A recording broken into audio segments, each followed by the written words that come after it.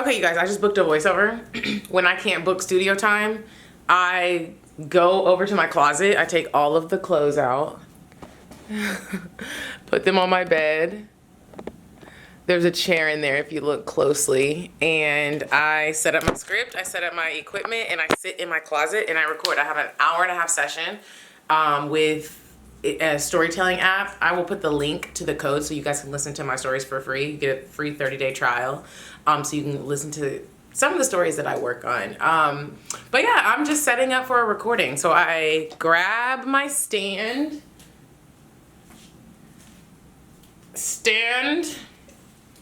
and then my microphone. So I have a podcast set up over here. There's more, but I broke it down because I thought I was done recording for the week. I'm going out of town tomorrow. You can't see me. But yeah, I will set up my mic. It comes off of this little thing. I start in a couple of minutes. I'll try to record some of the session. But my camera makes a noise. Oh shoot, where is my,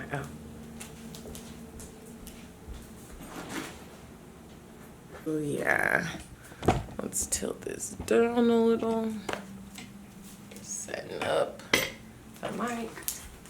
I got my script ready. My headphones are charging. I start in 15 minutes. So when you do voiceover, you cannot have a lot of sugar before a recording. You need to be very hydrated because here's the thing, when you get into a professional setting, they expect you to have, to come prepared, which I get. People pay good money for voiceover artists. If you've ever done voiceover as a side hustle, it gets you through a lot of hard times because one check can be 150, the next can be 5,000. So, and you can get on a larger scale than that, but you want to make sure that you are very hydrated.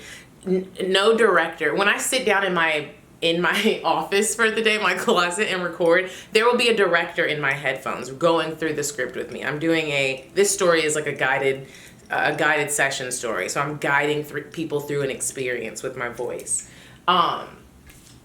But if I'm not fully hydrated, if my voice is crackly, they'll hear that.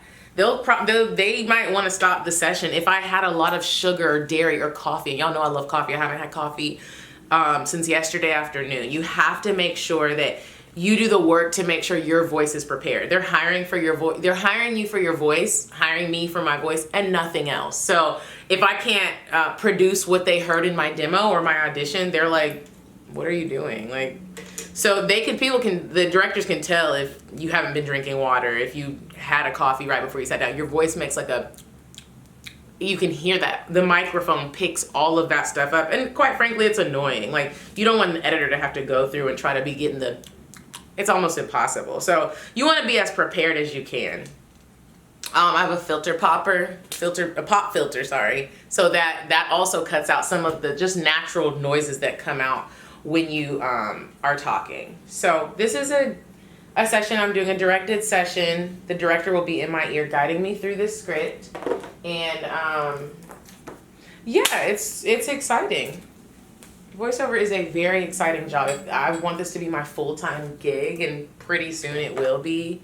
I would love to get on a cartoon. Those are my goals. I don't really talk to y'all a lot about my voiceover stuff because I don't know. I don't. Normally when you talk to people about voiceover, they're only interested in how do they get in, and I'm just like, oh shit, you just gotta get a voice coach. I don't have the guide to how to get into voiceover. I got a voice coach, and she guided me. So I don't really pass her information along that much unless somebody is truly serious.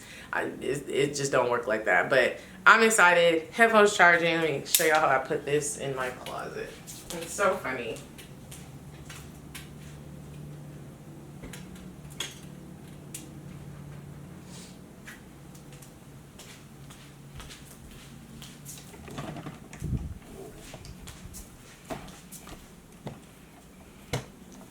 Okay. So when I had a bigger apartment, I dedicated a whole closet to my studio. My ex did. He made me a studio. It was gorgeous. It had lights. And anyways, now I gotta do what I can do, and it works just as well as a fucking studio. I swear to God, y'all. I sit in here. I do close myself in, and it sounds like I'm in a professional recording studio, because all you really need is warm sound. You don't take all the clothes out because then you might have an echo sound. So I keep some of the clothes in there, a lot of jackets, and it sounds like I'm in the studio. So let me plug up my headphones. Plug this up to the computer. I leave the computer right outside my door. So if I have to stop and like save the file and then start a new file, because these files are really big, and I just want to make sure my program, let's put that on.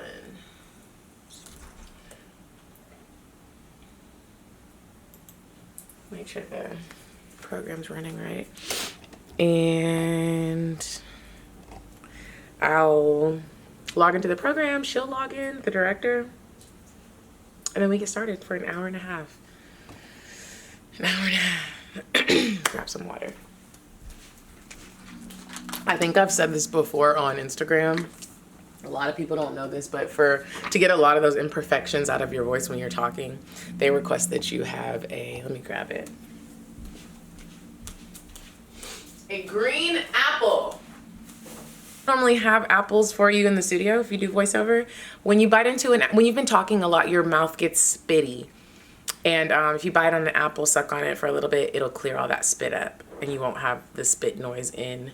I need to turn my ice machine off. That's gonna make too much noise. You need to have read through your script, and you need to have a pencil, because sometimes when you're going through the script as you're reading it and recording, they might say, oh, I don't like the way that sounds, let's change that. Now read through the whole script again with the changes. You want to remember the changes that they made. You don't want to be like reading and like, what y'all want me to put here again? So you want to add it in, cross it out, add it in. And there's a whole like voiceover like language with symbols that you learn with a voice coach. That's why I say if you're interested in getting into voiceover, you need to get a coach. I am not a voice coach, and maybe I'll get into it if enough people really want to learn and pay for the services, but there's a lot to know, so that when you get booked, you are just sitting down and recording, and that's it. That's what people expect you to do as a voiceover artist. You book me, I sit down, I'm delivering what you heard in my demo.